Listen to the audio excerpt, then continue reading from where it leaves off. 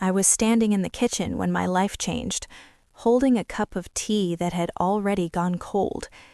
The kettle was still humming softly, like it did every morning, like it had done for years. The light coming from the small window above the sink fell on the table, on the same wooden surface where I used to cut fruit, sign school forms, and rest my hands when my back hurt. Everything looked normal, too normal. My husband stood across from me, leaning against the doorframe. He did not look angry. He did not look sad either. His face was calm in a way that made my stomach feel tight. He was holding his phone, not looking at me, just scrolling, as if this was an ordinary conversation about groceries or bills. "I think we should separate," he said. The words did not make sense at first. They floated in the air, slow and empty. I waited for more words to follow, for an explanation, for a reason that would help my mind catch up. I placed the cup down carefully.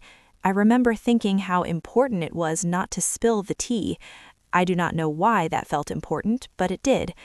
I was pregnant. He knew that. My hand moved without thinking and rested on my stomach, a small, quiet habit I had developed. The baby kicked lightly, like a reminder that I was not alone, even if I felt that way in that moment.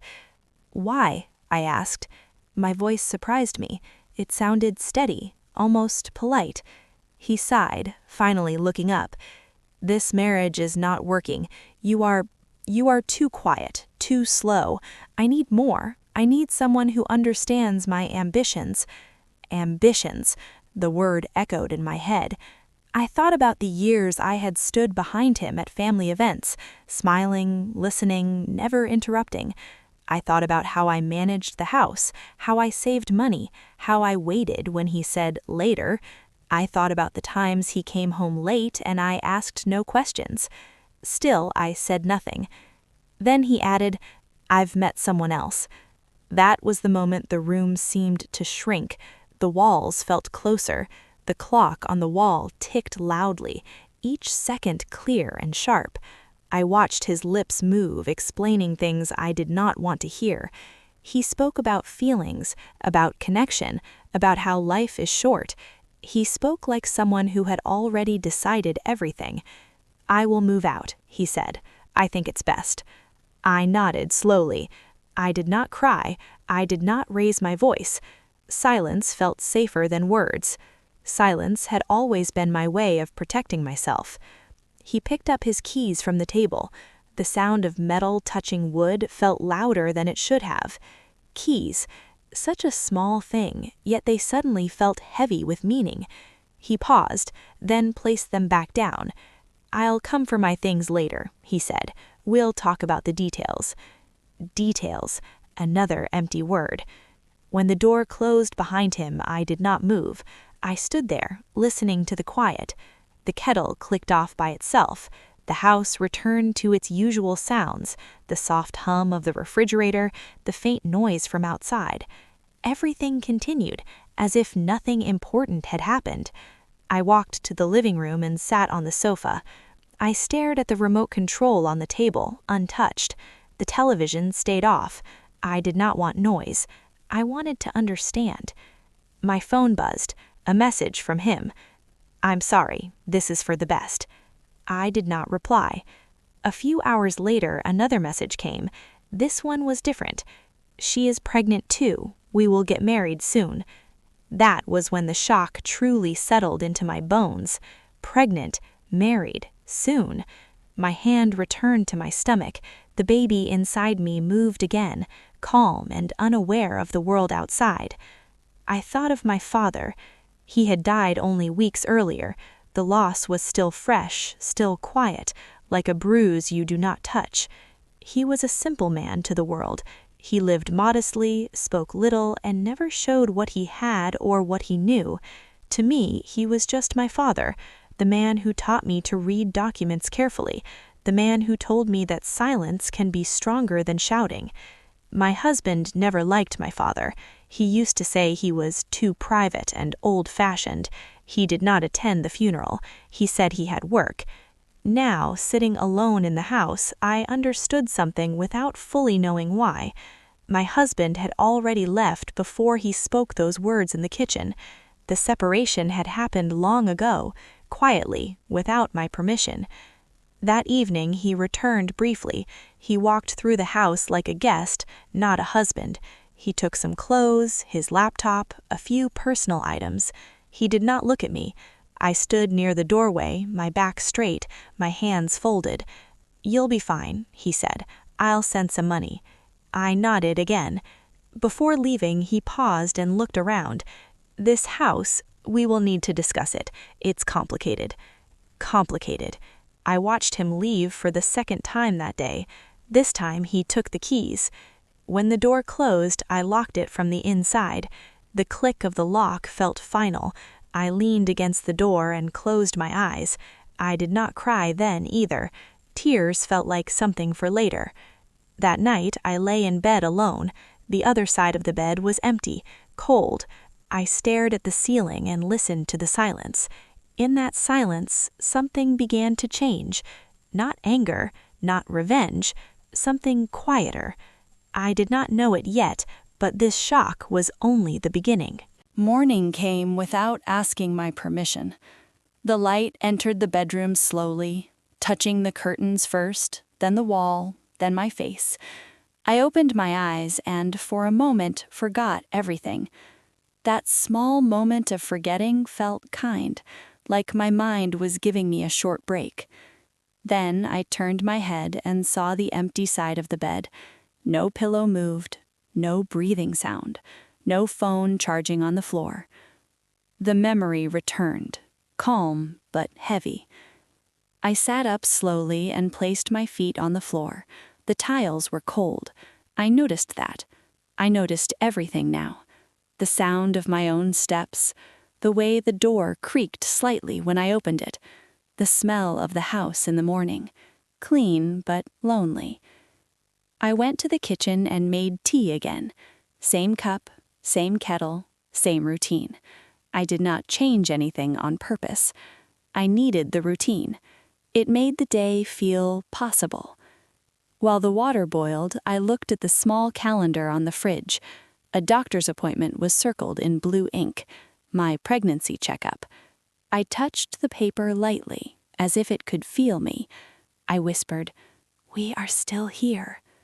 I do not know who I was speaking to. Maybe the baby, maybe myself. I sat at the table and drank my tea slowly. I did not turn on the radio. I did not check my phone. Silence felt safer. Silence gave me space to breathe. After breakfast, I cleaned the house, not because it was dirty, but because movement helped my thoughts settle. I wiped the counters. I folded laundry. I opened the windows for fresh air. Each small task felt like placing a stone back into a wall that had cracked but not fallen. People think silence means weakness. They think a quiet woman has nothing inside her. But silence can be full. Mine was full of thoughts, memories, and careful attention. As I dusted the shelf in the living room, my eyes stopped on a framed photo. It was from our early years of marriage. We were standing side by side, smiling politely. I noticed how my smile looked softer than his. I noticed how his hand rested on my shoulder, not my waist. I placed the photo face down in the drawer, not in anger, just in honesty. Around noon, my phone rang. His name appeared on the screen. I let it ring until it stopped. A minute later, a message arrived. "We need to talk about arrangements. I will come by tomorrow." I read it once, then again. I placed the phone screen down on the table. The table was strong, solid. It had carried many things over the years. I rested my hands on it and felt its firmness. In the afternoon, I went for a walk. The neighborhood looked the same. Children played, a woman watered her plants, a man washed his car. Life did not pause because my marriage had ended. That truth hurt, but it was also grounding. An older neighbor smiled at me. "You look tired," she said kindly. "I am expecting," I replied simply. She nodded with understanding. No questions, no advice. I appreciated that. When I returned home, there was an envelope waiting at the door. My name was written in neat handwriting. I recognized it immediately. My father's lawyer. I did not open it right away. I placed it on the small table near the entrance, the same table where keys used to rest. The table felt different now, almost empty. I looked at the envelope for a long time. It felt heavy, even though it was just paper. I remembered my father's voice, calm, low, careful. "Never rush important things," he used to say. "Paper has patience, so should you." I left the envelope there and went to rest. I lay on the sofa, one hand on my stomach, the other resting beside me. The baby moved again, a slow, gentle movement. I smiled for the first time that day. In the evening, I cooked a simple meal, rice, vegetables, nothing fancy. I ate alone at the table. I did not set 2 plates. That would have felt dishonest. As night came, the house grew quieter. I locked the doors and checked the windows. The remote control stayed untouched again. I turned off the lights one by one, leaving only the small lamp in the bedroom. Before sleeping, I walked back to the entrance and picked up the envelope. I held it in both hands. The paper felt smooth, strong. "Tomorrow," I said softly. I placed it in the drawer next to my bed. That night, sleep came slowly, but it came. And in that quiet, ordinary day, I did not know it yet, but the ground beneath my life was already shifting, quietly, carefully, without noise. The next morning, I woke before the alarm. The house was still dark, wrapped in that early quiet that feels private, almost sacred. I lay still for a moment, listening to my own breathing. I placed my hand on my stomach again, a habit now, a quiet promise. I got up and went straight to the drawer. The envelope waited where I had left it. It had not moved. Of course it hadn't. But something about seeing it there made my chest tighten. I carried it to the table and sat down. I did not rush.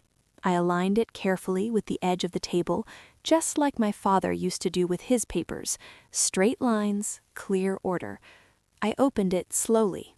Inside were only a few pages, a formal letter, a date, a request to attend a reading of documents at a later time. No details, no numbers, no emotions. Just paper doing what paper does best, telling the truth without tone. I folded the letter and placed it back into the envelope. Nothing in it answered my questions. Nothing in it comforted me. But it reminded me of something important. My father had planned, quietly, patiently. The way he lived was the way he prepared. The doorbell rang. The sound was sharp, unexpected. I flinched slightly, then stood up. I knew who it would be. He had said he would come. I opened the door. My husband stood there, but he did not come alone. A woman stood beside him. She was well-dressed, confident, her hand resting lightly on his arm as if it belonged there. She looked at me openly, with curiosity, not shame. "This is her," he said, as if introducing furniture. "The woman I told you about."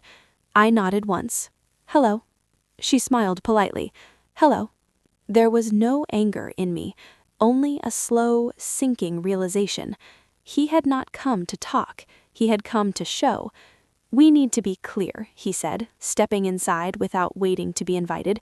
She followed. I closed the door behind them. The click echoed in the room. They sat on the sofa together. I remained standing. "We will need to sort things out quickly," he continued. "She will move in soon." The words landed quietly, but each one cut deep. "This house?" I asked calmly. He waved his hand. "Yes, it makes sense. It's close to my work." I looked at him. I really looked. The man I had shared years with now spoke as if I were a problem to solve, not a person to consider. "And me?" I asked. "You can stay with your mother, for now." My mother. The woman who lived hours away in a small apartment with her own worries. He knew that. He had always known that. The woman beside him shifted slightly. "I hope this won't be difficult," she said gently. "I'm pregnant too. We need stability." The words settled heavily in the room. Pregnant. Again. The repetition made my head feel light. "I see," I replied. He stood up and walked toward the shelf. His eyes moved around the room, calculating. "We'll change the utilities to my name," he said. "It's easier." Something inside me tightened. Not anger, not fear. Awareness. "This house," I said slowly, "has always been quiet. I would like it to keep that way." He laughed softly. "You always say things like that. Quiet doesn't pay bills." He turned to her. "You see what I mean?" She smiled, but it was thin. They left soon after, having said everything they came to say. When the door closed, the silence returned, thicker now, heavier.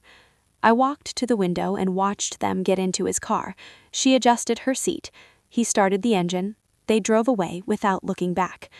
I sat down on the floor, not because I was weak, because the floor felt honest, solid. It did not expect anything from me. That afternoon, my phone rang again. This time, it was my mother. "I heard," she said quietly. "He told you," I replied. "Yes," she sighed.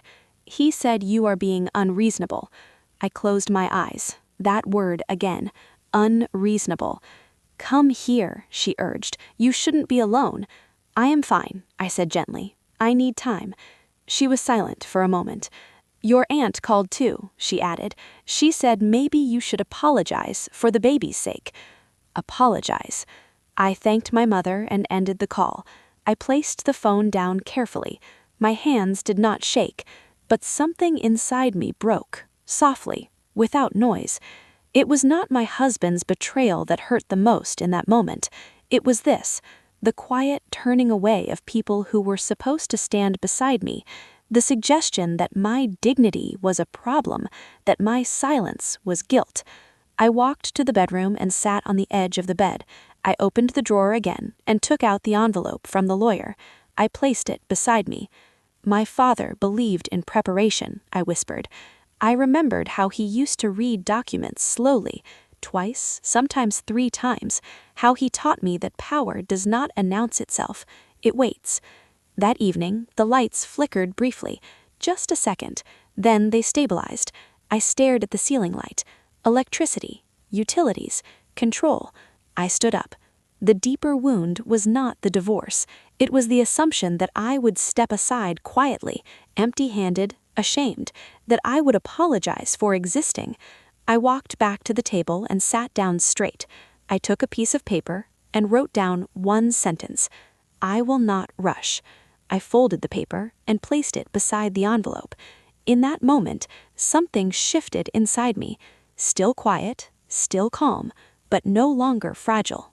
The morning after they came to the house, I woke with a strange clarity. There was no rush in my chest, no sharp pain behind my eyes, just a steady awareness, like light entering a room that had been dark for a long time. I made tea again, same kettle, same cup. I noticed how my hands moved without hesitation, muscle memory, routine, stability. These were not small things. They were the proof that I was still standing. I sat at the table and looked around the kitchen. The chair across from me was empty, but it did not feel accusing anymore. It just felt empty. There is a difference. I placed my hand on my stomach and breathed slowly. "We will be careful," I whispered. "We will be patient." Patience had always been part of me. I had used it to keep peace, to smooth things over, to wait. But now, patience felt different. It was no longer a habit, it was a decision. I took out the envelope again and read the letter once more. I paid attention to every word, every date, every formal phrase. There was no emotion in it, and that was its strength. Emotion fades, paper remains. I remembered the last conversation I had with my father in the hospital. He was weak, but his mind was clear. He held my hand and said, "Life will test you when you are quiet. Do not mistake quiet for unprepared. At the time, I did not understand.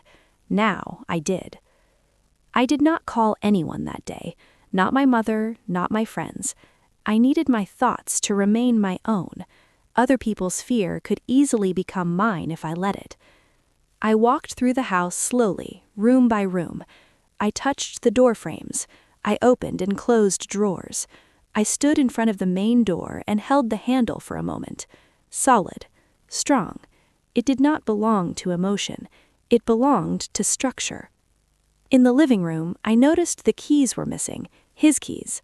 The space on the small table where they used to rest was empty. That absence felt important, a symbol. Control had shifted once. It could shift again. I sat on the sofa and picked up the remote control. I turned the television on, then off again. The screen went dark instantly. Power. Off. On.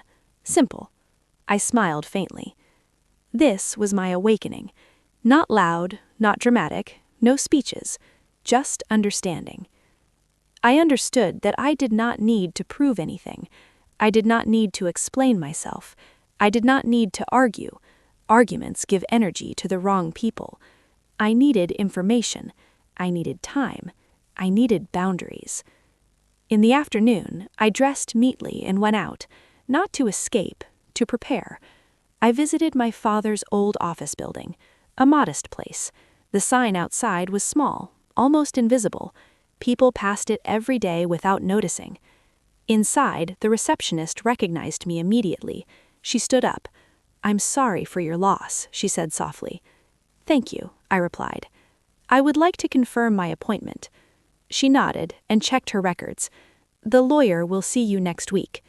"Good," I said. "No changes." On my way out, I paused and looked around the lobby. The floor was clean, the walls plain.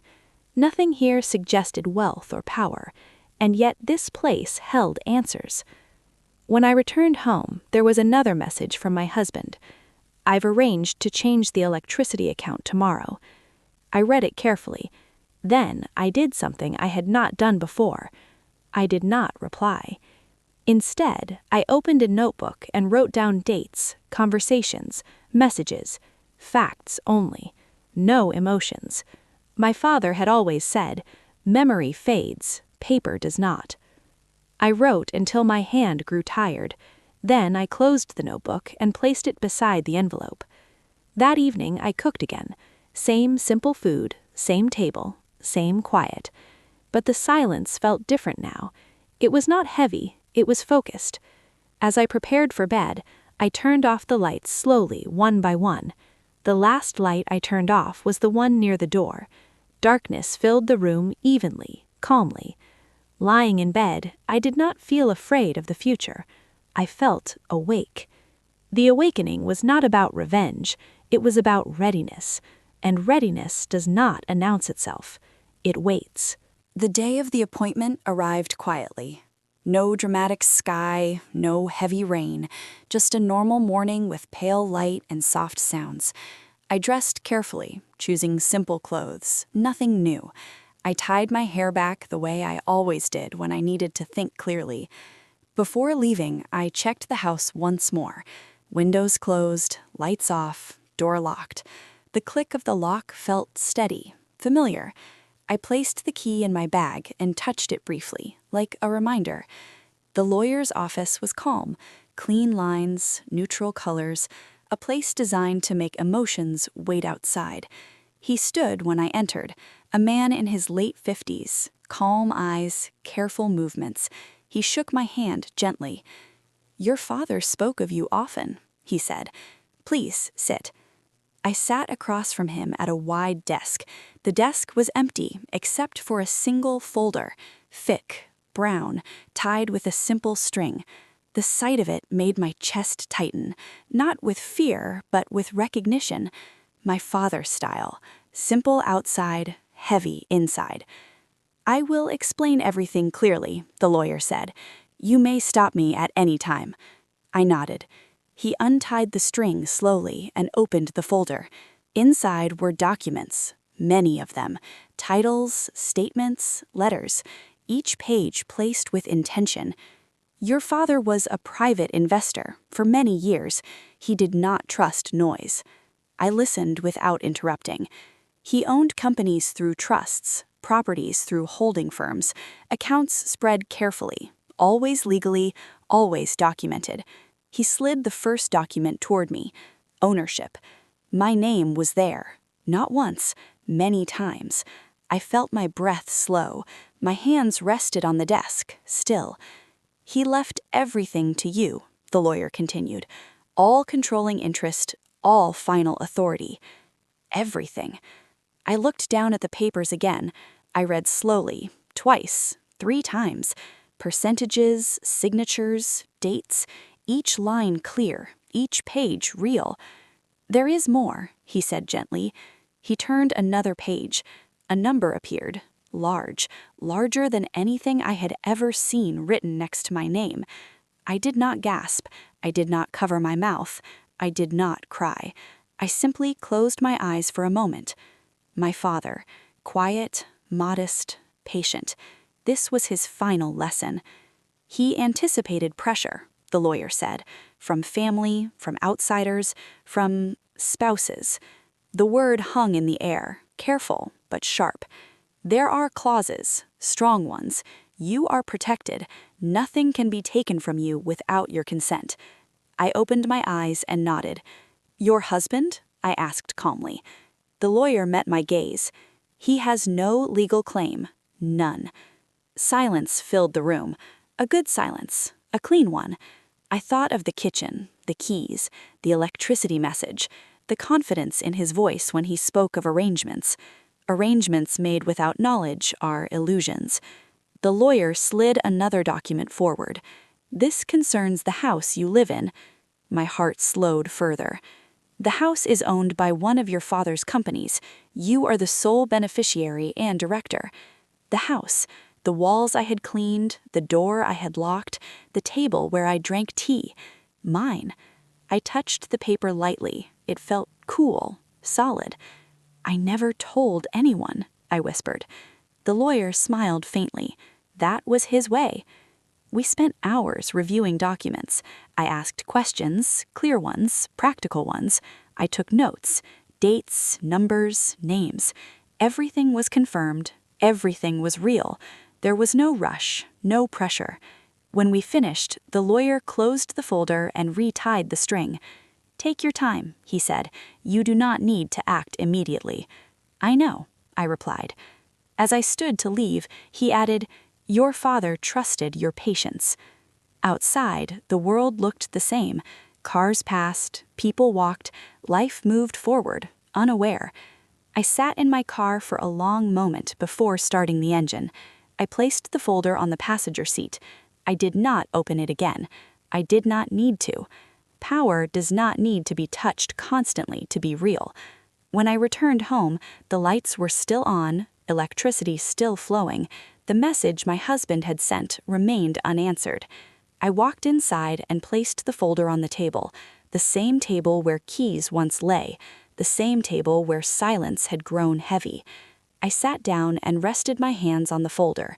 For the first time, I fully understood something. I was never powerless. I was simply quiet, and quiet, when combined with preparation, becomes something very strong. I turned off the light and let the room settle into the evening. Nothing outside had changed, but everything inside had. I did not act immediately after learning the truth. That was the first part of the plan. The folder stayed on the table for 2 days. I walked past it many times. I did not open it again. I did not touch it unless I needed to move it. Power that is shown too quickly loses its effect. My father had taught me that by example, not words. Instead, I watched. I watched my phone light up with messages from my husband, short ones, confident ones. Electricity will be switched tomorrow. We need access to the garage. Please cooperate. This is not personal. Not personal. I repeated the words in my mind, slowly, calmly. I opened my notebook and wrote each message down. Date, time, exact words, no feelings, just facts. On the third morning, I returned to the lawyer's office. This time, I did not feel heavy. I felt focused. "I am ready to proceed carefully," I said. He nodded, already prepared. "Good. Then we begin with boundaries." That word again. Boundaries. We discussed steps, not dramatic ones, small, precise movements. Legal notices, account confirmations, access control. All done quietly. "No confrontation yet," he said. "Let the system speak first." I agreed. He made several calls in front of me. Calm voices, professional language, no emotions, just instructions. Utilities were confirmed under corporate ownership. Property access rights clarified. Temporary restrictions prepared, not activated yet. Everything documented. "This is not revenge," I said quietly. "I want stability." "That is exactly why this works," he replied. When I returned home, I noticed something small but important. A truck from the utility company was parked down the street.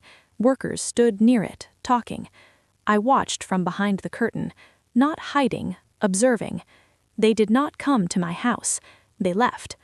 That evening, my husband called. "Did you change something?" he asked, irritation slipping into his voice. "No," I replied calmly. There was a pause. "They said the account is not in my name," he said. "That is correct," I answered. Another pause, longer this time. "We will discuss this tomorrow," he said sharply. "I am available." I ended the call gently and placed the phone screen down. The table accepted it without comment. I sat quietly, hands folded, breathing slow. This was the second part of the plan. Let confusion grow on the other side. Not panic yet, just discomfort. That night I slept well. The next day I went through the house again. I made notes, locks, doors, storage, internet access. Everything simple, everything calm. I contacted a property manager recommended by the lawyer, professional, neutral, no opinions. "I will need support managing access," I explained. "Of course," he replied. "We follow documents." Documents again. In the afternoon, I received another message. "You are making things difficult," my husband wrote. "This is unnecessary." I read it once. Then I wrote one sentence in reply. "Please direct all legal questions to my lawyer." Nothing more. I placed the phone down and went to make tea. The kettle boiled. The cup warmed my hands. Steam rose quietly. I thought of the remote control. Power. On. Off. That evening, as the sun set, I turned on the porch light. I watched it glow through the window, steady, reliable. The plan was not about winning. It was about order. And order, once restored, does not need explanation. I sat in the quiet house and waited, not in fear, in readiness.